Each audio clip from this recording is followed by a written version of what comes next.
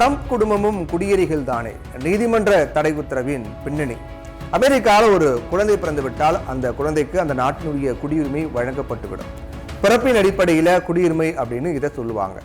ஆனால் இப்போ என்ன நடந்திருக்கு அப்படின்னா, ட்ரம்ப் பதவியேற்ற பின் இந்த குடியுரிமை வழங்கக்கூடிய முறைக்கு தடை விதிச்சார்.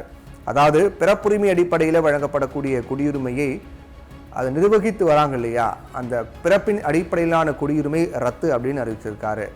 அதாவது அமெரிக்க சட்டப்படி பெற்றோர் சட்டவிரோதமாக அமெரிக்காவில் நுழைந்திருந்தாலும் கூட அவங்களுக்கு அமெரிக்காவில் குழந்தை பிறந்தால் அந்த குழந்தைக்கு அமெரிக்க குடியுரிமை கிடைக்கும். அதாவது பெற்றோர் சட்டவிரோதமாக குடியேறியவராக இருந்தாலும் அமெரிக்க மண்ணில் குழந்தை பிறந்தால் குழந்தைக்கு அமெரிக்க குடியுரிமை கிடைக்கும். அப்படிங்கிறதால இந்த தடையை விதிப்பதாக ட்ரம்ப் அறிவித்தார். இந்தியர்களும் சட்டவிரோத குடியேற்றத்தால் ஏற்கனவே பாதிக்கப்பட்டார்கள் அப்படிங்கிறத மறுக்க முடியாது. 2021 292 இந்தியர்களை நாடு கடத்திய அமெரிக்கா 2024 1529 இந்தியர்களை வெளியேற்றியது.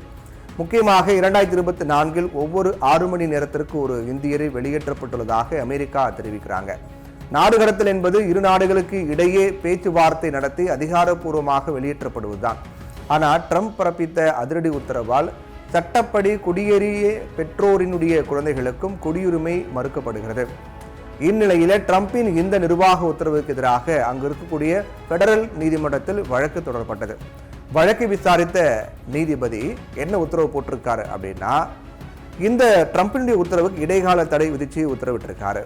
சட்டப்படி பார்த்தால் செவ்விந்தியர்களை தவிர அமெரிக்காவில் வாழக்கூடிய அனைவருமே குடியேறியவர்கள் தான். அதுவும் ஐரோப்பாவில் இருந்து 1500ஆம் ஆண்டுகளிலிருந்து குடியேறி வாழ்ந்து வந்தவர்கள் தான் ட்ரம்ப் உள்ளிட்ட அமெரிக்கர்கள். ட்ரம்ப் அமெரிக்க குடியுரிமை பெற்றதே அவரது பூர்வீகம் என்பதால் கிடையாது, குடியேறி வாழ்ந்து வருவதால் தான் என்பதே உண்மை. அமெரிக்காவுக்கு படையெடுத்து சென்ற ஐரோப்பிய வெள்ளையினம் அங்கிருந்த பூர்வீக குடிமக்களை வேட்டையாடி மைனாரிட்டிகளாக மாற்றினாங்க. அதுக்கு பிறகு இங்கிலாந்துடன் வரி பிரச்சனையில மோதி சுதந்திரத்தை அறிவித்தாங்க. தொழிலடிமைகளாக ஆப்பிரிக்காவில் இருந்து கருப்பின மக்களை கொண்டு வந்தாங்க. அப்புறம் கருப்பின மக்கள் போராடி அடிமைத்தனத்தில் இருந்து மீண்டு வந்தாங்க. அது ஒரு தனி கதை. அவர்களுக்காகவும் ஒடுக்கப்பட்ட சிறுபான்மை மக்களுக்காகவும் கிறிஸ்தவ திருச்சபைகளும் சமூக ஆர்வலர்களும் இணைந்து அவங்களுடைய அடையாளத்தை மீட்டெடுக்க உதவி புரிந்தாங்க. உலகமயமாக்கல் நடந்துவிட்ட நிலையில படித்தவர்கள், திறன் மிகுந்தவர்கள், உலக நாட்டின் முதலாளிகள் வரவேற்று வேலை செய்கிறாங்க, வேலை தராங்க. ஊதிய பிரச்சனையும் இதில் அடங்கியிருக்கிறது. இந்நிலையில தான் ட்ரம்ப் உத்தரவுக்கு அமெரிக்க நீதிமன்றம் தடை விதித்திருக்கிறது.